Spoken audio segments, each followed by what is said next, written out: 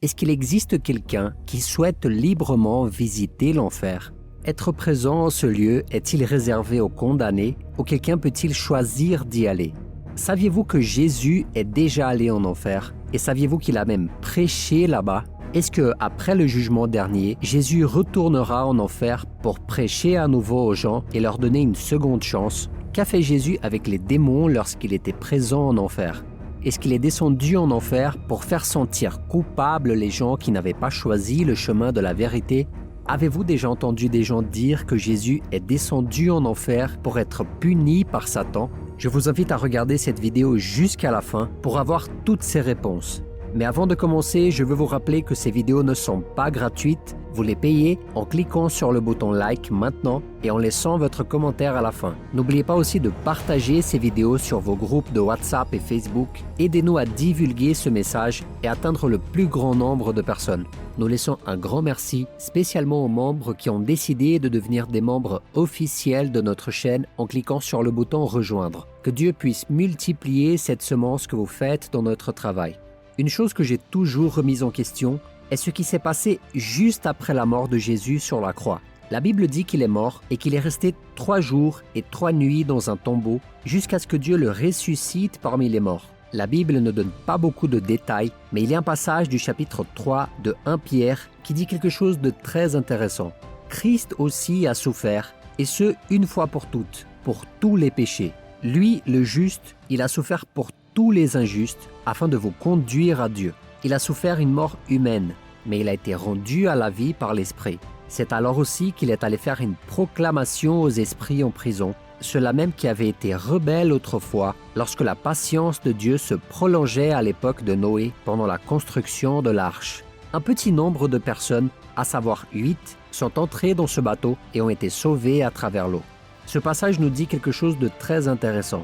En lisant ce texte, nous comprenons que Jésus, après sa mort, a payé le prix pour nos péchés. Il a souffert la mort, mais il a été rendu à la vie par l'Esprit. Et après cela, il est allé prêcher aux esprits en prison. Certains d'entre eux étaient les esprits des personnes qui avaient désobéi à Dieu, quand Dieu a utilisé la vie de Noé pour les avertir d'un temps de destruction et de jugement, mais que tous ceux qui auraient foi en Dieu seraient épargnés. La première question que beaucoup de gens peuvent se poser est la suivante. Est-ce que Noé a d'une manière ou d'une autre prêché l'Évangile en son temps, même avant que Jésus n'ait été envoyé dans le monde? Et avec cette question, beaucoup de gens se demandent aussi si Jésus, lorsqu'il est descendu en enfer, a prêché le salut pour que les gens aient une deuxième chance de se repentir. Est-ce que vous vous êtes déjà posé ces questions? Eh bien, ces questions sont très intéressantes et nous pouvons comprendre la réponse à chacune d'entre elles grâce à une histoire que Jésus a racontée. Dans le chapitre 16 de Luc, Jésus raconte l'histoire d'un homme misérable appelé Lazare, qui a vécu aux côtés d'un homme très riche. Ces 2 hommes sont morts et sont tous les 2 allés dans le même lieu. Dans l'Ancien Testament, cet endroit a été appelé Sheol en hébreu. Dans le Nouveau Testament, en revanche, qui est écrit en grec, cet endroit est appelé Hadès. Jésus raconte que cet endroit a été séparé par un grand abîme. Les sauvés restaient d'un côté et les perdus restaient de l'autre. C'est dans cet endroit que Jésus est descendu après sa mort sur la croix. Il est mort sur la croix, et pendant que son corps était dans la tombe, son esprit est allé dans cet endroit. Mais comprenez quelque chose, cet endroit n'est pas l'enfer. Cet endroit ressemble à un endroit temporaire. Souvent, dans le Nouveau Testament, cet endroit est traduit par enfer, mais en grec, il s'agit du mot Hadès. Comprenez qu'en grec, cet enfer final où les damnés seront jetés est appelé Géhenne, ce qui signifie lac de feu. Aujourd'hui, il n'y a encore personne à cet endroit. Les 2 premiers habitants éternels de cet endroit, l'enfer, seront l'Antéchrist et le faux prophète. Mais jusqu'à ce moment, tous ceux qui sont morts avant la résurrection du Christ se trouvaient dans cet endroit appelé Hadès. Et vous vous souvenez que nous avons parlé tout à l'heure de la question que quelques-uns se posent pour savoir si Jésus a prêché en enfer pour que les gens aient une deuxième chance. La Bible dit dans le texte de 1 Pierre que Jésus est allé dans cet endroit et a proclamé. Le mot « proclamer » ne fait pas référence à prêcher pour le salut. Ici, lorsque Jésus proclame, ce qu'il dit est « Je suis celui dont Noé a parlé ». Alors peut-être que Noé n'a pas eu une pleine compréhension de tout, mais Dieu a certainement parlé à Noé. Dieu a averti qu'il enverrait un déluge comme un jugement et a ordonné à Noé de construire une arche et d'annoncer le jugement du Seigneur. Pendant 100 ans, Noé a prêché. mais les gens ne se sont pas repentis. Et même à la dernière invitation, ils ne sont pas venus dans l'arche. Aujourd'hui, l'arche représente Jésus. L'arche qui n'a qu'une porte et qui ne peut être fermée que de l'intérieur. Aujourd'hui, Jésus est l'arche qui nous délivre de la condamnation éternelle. Est-ce que vous comprenez? Mais le degré de rébellion et de rejet à l'époque de Noé était si grave que Jésus a proclamé « Je suis celui dont Noé a parlé ». C'est de moi qu'il parlait à cette époque. Mais mes frères et mes sœurs, il y a quelque chose de très important à comprendre. Jésus n'a pas seulement parlé aux gens de l'époque de Noé, il a parlé à tous les morts, y compris les sauvés qui se trouvaient de l'autre côté de l'abîme en attendant le jour de la rédemption. Vous comprenez? La Bible dit qu'à ce moment-là, il y a eu une guerre spirituelle. Et pendant cette guerre, Jésus a pris les clés d'Hadès des mains du diable et a emmené les sauvés avec lui. Ainsi, lors de la résurrection de Jésus, non seulement il a ressuscité, mais il a également emmené avec lui tous les sauvés qui se trouvaient à cet endroit jusqu'à ce moment-là. Mais après la résurrection du Christ, les croyants n'y vont plus à cet endroit lorsqu'ils meurent. Et ceci était peut-être une question que vous vous posiez. Mais la réponse est non. À partir de la résurrection du Christ, lorsqu'un croyant meurt, il va directement au paradis. Et nous avons cette preuve en voyant ce que Jésus a dit au larron sur la croix. « Aujourd'hui même, tu seras avec moi dans le paradis ». Comprenez donc que dans ce passage, le mot « proclamer » ne signifie pas « prêcher pour le salut ». Il signifie « déclarer ». Ainsi, Jésus a déclaré qu'il était celui dont Noé avait parlé. Est-ce que c'est clair? Cela peut sembler absurde, mais j'ai entendu des gens dire que l'objectif de Jésus en descendant en enfer, là où ces personnes se trouvaient, était de les faire se sentir encore plus coupables de ne pas avoir écouté le message annoncé par Noé. Mais ceci n'est certainement pas le caractère du Christ. Il est descendu là pour annoncer qu'il était le Seigneur. Jésus était là, au milieu de cet endroit. Et la parabole du riche et de Lazare dit que l'un des côtés pouvait voir l'autre. Le côté qui était dans le tourment pouvait voir celui qui était au sein d'Abraham. Ainsi, tout le monde présent là-bas a contemplé le Christ et a reconnu qu'il était vraiment l'envoyé de Dieu. Mes frères et mes sœurs, Jésus-Christ est le Seigneur suprême de l'univers. Sans lui, tout aurait été perdu. Aujourd'hui, nous n'avons d'espoir que grâce à ce que le Christ a fait. Dans 1 Corinthiens 15, Paul décrit Jésus comme le deuxième Adam, celui qui n'a pas péché. Et en regardant Jésus, Adam doit certainement dire « Lui, il n'a pas péché alors que moi j'ai péché. Je suis le premier Adam et lui, il est le deuxième Adam qui n'a pas péché. » Et en regardant Jésus, Abraham comprend sûrement que Christ est bien plus que celui qui n'a pas péché. Abraham comprend que Jésus est celui qui est mort pour qu'Isaac ne meure pas. Jésus-Christ mérite toute la gloire. La proclamation de Jésus a apporté beaucoup de culpabilité d'un côté, mais de l'autre côté, elle a apporté beaucoup de gloire. Jésus a pris les clés des mains du diable. Il a humilié tous les ennemis de la croix. Il a dépouillé tous les démons et a emmené avec lui tous ceux qui lui appartenaient dans la présence de Dieu. Jésus a triomphé, mes frères et mes sœurs. Comprenez bien, Jésus a triomphé. Il n'a pas été châtié par les démons à cet endroit. Vous comprenez que, bien que certaines personnes croient cela, Jésus n'est pas descendu en enfer pour accuser les gens, car cela ne fait certainement pas partie de son caractère. Mais en plus de cela, j'ai déjà entendu des gens dire une fois que Jésus est allé en enfer pour subir une punition de la part de Satan. Mais ces pensées ne pourraient pas être plus éloignées de la réalité, mes frères et mes sœurs. Et la Bible nous le montre. Je le répète, Jésus a triomphé. La Bible dit que Jésus-Christ s'est fait pécher pour nous, mais il n'a pas été puni pour cela en enfer. Tout le poids et la souffrance causée par le péché assumé par Jésus se sont produits exclusivement sur la croix. Jésus n'a pas souffert en enfer. La douleur infernale subie par Jésus n'a pas été la croix, ça a été la séparation de Dieu. Si vous ne parvenez pas à comprendre cela, je vous invite à réfléchir avec moi. Certaines personnes ont déjà été abandonnées par un ami de longue date, et cela cause une douleur vraiment intense. D'autres ont déjà ressenti la douleur de l'abandon par un compagnon ou une compagnante dans une relation de longue durée. Mais pouvez-vous comprendre ce que signifie avoir une communion éternelle avec quelqu'un et se sentir abandonné par cette personne? Jésus et le Père étaient en communion depuis l'éternité. Est-ce que vous pouvez imaginer ce que signifie être abandonné par quelqu'un avec qui vous aviez une communion éternelle? C'est ça la douleur que Jésus a ressentie. C'est une douleur que personne d'entre nous ne peut imaginer.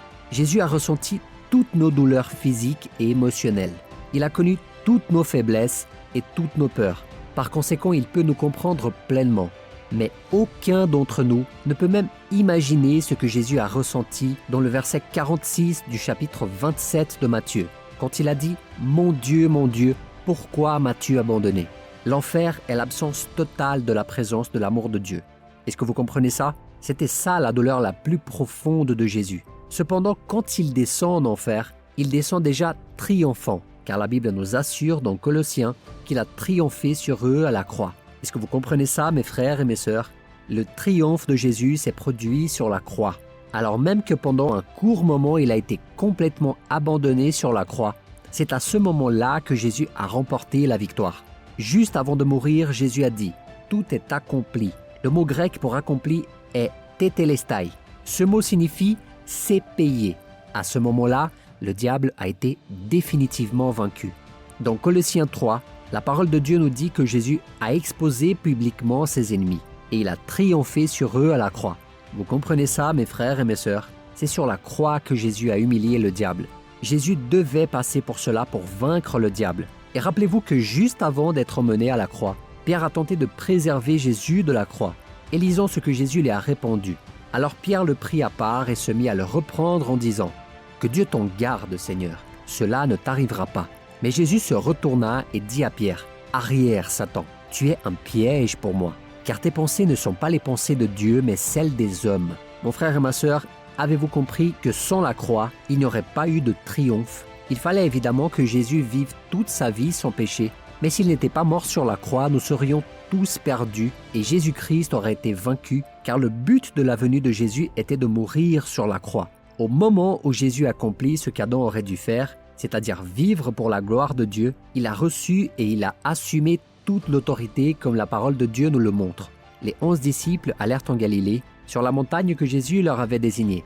Quand ils le virent, ils se prosternèrent devant lui, mais quelques-uns eurent des doutes. Jésus s'approcha et leur dit « Tout pouvoir m'a été donné dans le ciel et sur la terre. » Savez-vous que lorsque Jésus est mort, la Bible dit que son corps n'a pas connu la corruption?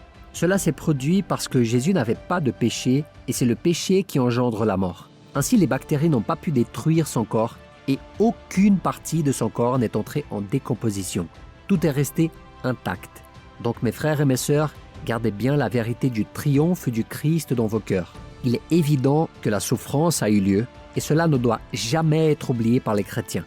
Mais le chrétien doit se souvenir du triomphe et de la résurrection du Christ, car toutes les dettes ont été payées. Ne perdez jamais le souvenir de tout ce qu'il a fait pour nous. Ne manquez jamais de participer à la scène du Seigneur et de vous souvenir que nous ne méritons pas ce que Jésus a fait pour nous. Souvenez-vous toujours de ce qui est écrit en 1 Corinthiens 12, à partir du verset 12 spécifiquement. Nous n'étions pas partis du corps, mais maintenant nous sommes partis du corps grâce à ce que Jésus a fait pour nous. Grâce à ce que Jésus a fait, il est devenu le premier-né, et à partir de là, nous sommes devenus frères. Tout comme le dit le verset 29 du chapitre 8 de Romains. C'est Jésus-Christ qui nous a amenés dans la famille de Dieu. Jésus s'est fait maudit pour que je sois béni. Il s'est fait fils de l'homme pour que je sois fils de Dieu. Il est mort pour que je vive. Et parce qu'il a ressuscité, je ressusciterai aussi au dernier jour. Jésus a accompli l'œuvre, et parce qu'il l'a accompli, il devait descendre là-bas à cet endroit et vaincre la mort. Et c'est pourquoi Paul nous dit en 1 Corinthiens, chapitre 15, verset 55, « Mort, où est ton aiguillon? Enfer, où est ta victoire ?» Après tout, aujourd'hui, les croyants ne sont plus dans le lieu des morts. Aujourd'hui, ils sont déjà en présence de Dieu au paradis, où se trouve le trône de Dieu. Pour l'instant, les gens sont toujours là en esprit, car nous n'avons pas encore reçu le corps glorifié. Nous ne recevrons ce corps qu'au moment de l'enlèvement.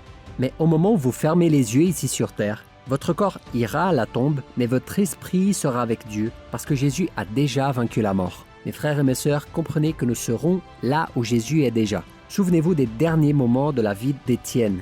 Lisez le verset 55 du chapitre 7 d'Actes et remarquez le moment où il a vu Jésus et le ciel ouvert derrière lui. À ce moment, il a prié pour que le Christ reçoive son esprit. La même chose que Jésus a dit sur la croix a également été dite par Étienne, qui a été le premier martyr. Il a dit « Reçois mon esprit ». Cela signifie qu'il n'allait pas aller sous la terre, il allait rencontrer le Christ. Souvenez-vous de ce que dit 2 Corinthiens 5, 21. Celui qui n'a pas connu le péché, il l'a fait devenir péché pour nous, afin qu'en lui, nous devenions justice de Dieu.